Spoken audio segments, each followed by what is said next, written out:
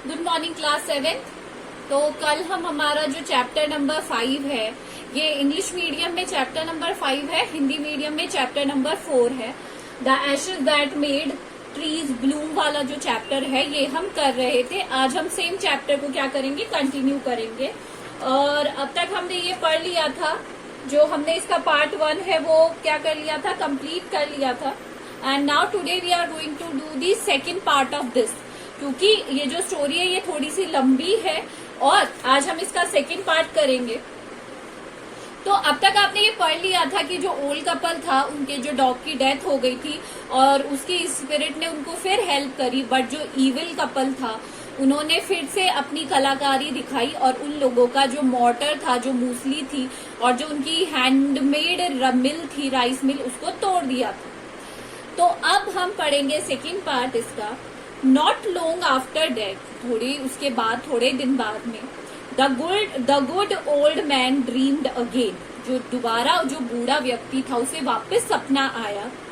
And the spirit of the dog spoke to him, और वापस से डॉग की आत्मा ने उससे बात कहा, telling him how the wicked couple had burn the mill made from the pine tree, और उसे ये भी बताया कि जो चालाक कपल था उसने किस तरीके से जो पाइन ट्री की जो मिल बनाई थी उसको क्या कर दिया, जला दिया। Take the ashes of the mill, जो मिल लकड़ी की बनी हुई थी तो उसकी राख बन गई थी। एशिया हो गया राख, ये आप जरूर करेंगे हार्ड वर्ड। ऐश का मतलब हो गया राख। तो उसने कहा, जो आत्मा थी डॉग की, कि उस जो मिल की है राख को कलेक्ट करो। किसको कलेक्ट करो, राख को क्या करो, आप कलेक्ट करो। तो उसने कहा आप क्या करिए, उस राख को क्या कीजिए, कलेक्ट कीजिए उस राख को, and sprinkle them on the withered trees. Sprinkle करना मतलब होता है छिड़कना, उस राख को छिड़क दो। किस पर, जो रीदर्ड ट्रीज हैं, जो कि क्या हो गए हैं, सूख गए हैं, उन पेड़ों पर क्या कर दो, उनको स्प्रिंकल कर दो, उस राख को छिड़क दो। तो दो नए हार्ड वर्ड हमारे पास है, एक है हमारे पास स्प्रिंकल और दूसरा है रीदर्ड। ठीक है, तो उसे क्या कर दो, उनके ऊपर छिड़क दो। And they will Bloom again, और वो वापस क्या हो उठेंगे, खिल उठेंगे। क्या हो जाएंगे, अगर जैसे ही आप उस पर राख छिड़कोगे तो जो सूखे हुए मुरझाए हुए पेड़ हैं वो क्या हो जाएंगे, वापस खिल जाएंगे। सेड द डॉग स्पिरिट, ऐसा किसने कहा, डॉग की आत्मा ने। The old man awoke and went at once to his wicked neighbour house, तो जो बूढ़ा व्यक्ति था वो उठा और गया अपने नेबर के घर। Where he found the miserable old pair sitting at the edge of their square fireplace in the middle of the floor smoking and spinning. तो वो जैसे ही उसके घर पे गया तो उसने देखा मिजरेबल, मिजरेबल का मतलब होता है दयनीय। जो बूढ़ा कपल था यहाँ पे उसको कहा गया है मिजरेबल, कि वो वहां पर बैठे हुए क्या कर रहे थे, स्मोक कर रहे थे, और स्पिनिंग मतलब वो जो उसको ग्राइंड कर रहे थे।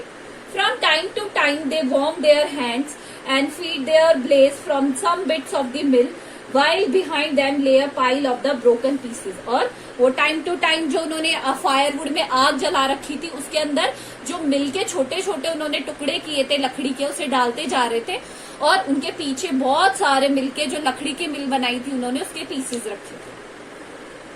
The good old man humbly ask for the ashes, humbly मतलब होता है पोलाइटली, विनम्रता के साथ जो राख है उसके लिए उसने मांगा। जो बूढ़ा व्यक्ति था उसने कहा कि प्लीज मुझे इसकी राख को क्या कर दीजिए, दे दीजिए। दो the covetous couple turned up their noses at him, उन्होंने अपनी नाक सिकोड़ ली उसको देखकर।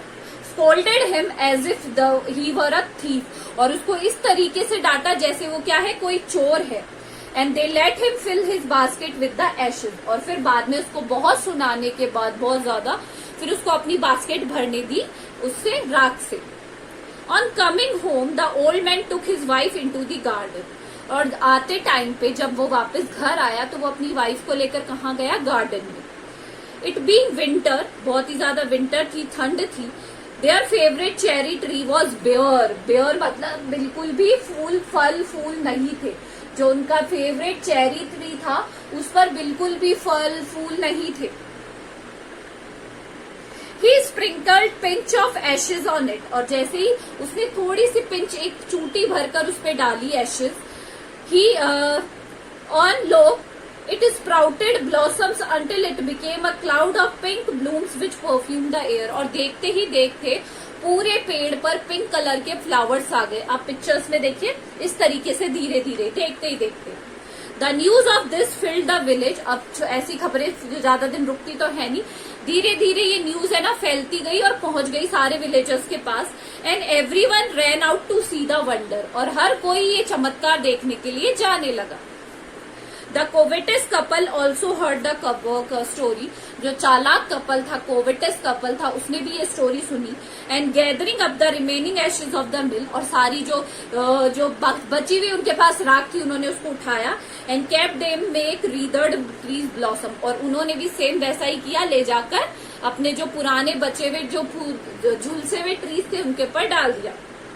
The kind old man hearing this his Lord, the daimyo was to pass along the high road near the village। इस काइंड मैन की story सुनी जो राजा थे, डाइमियो, मैंने आपको पिछली बार बताया था कि कौन होते हैं डाइमियो, जमींदार वहां के जापान के। उन्होंने इसकी स्टोरी सुनी। And he went to see him taking his basket of ashes. वो गया उससे मिलने। एज द ट्रेन अप्रोच, जैसे ही ट्रेन आई, he climbed up into an old withered cherry tree that stood by the way side. और वो एक जो साथ में जो एक पुराना सा रीदर्ड सा, झुलसा हुआ सा, सूखा हुआ सा, मुरझाया हुआ सा पेड़ था, उस पर चढ़ गया। Now in the days of daimyos it was the custom. अगर हम डायमियोस की बात करें, जो जमींदार है वहां की, उनके टाइम पर क्या था, एक कस्टम था, एक रिवाज था। कस्टम क्या हो गया, एक रिवाज था। क्या रिवाज था वो, that when their lord passed by, for all the new people to shut up their high windows। अगर उनका कोई भी राजा वहां से उनके पास से जाएगा तो वो लोग अपनी ऊंची, जितनी भी ऊंची खिड़कियां है ना, उन सबको बंद कर देंगे। ये एक रिवाज था। They even pasted them fast with a slip of paper, या तो उन्हें उनके ऊपर पेपर चिपकाना पड़ता, so as not to commit the impertinence of looking down on his lordship, ताकि वो ऊपर से नीचे अपने राजा को नहीं देख सकते, क्योंकि इन्होंने ये कस्टम बना रखा था कि राजा ही सिर्फ ऊंचा उठा के देखेगा, लोग उनको देखेंगे नहीं इस तरीके से।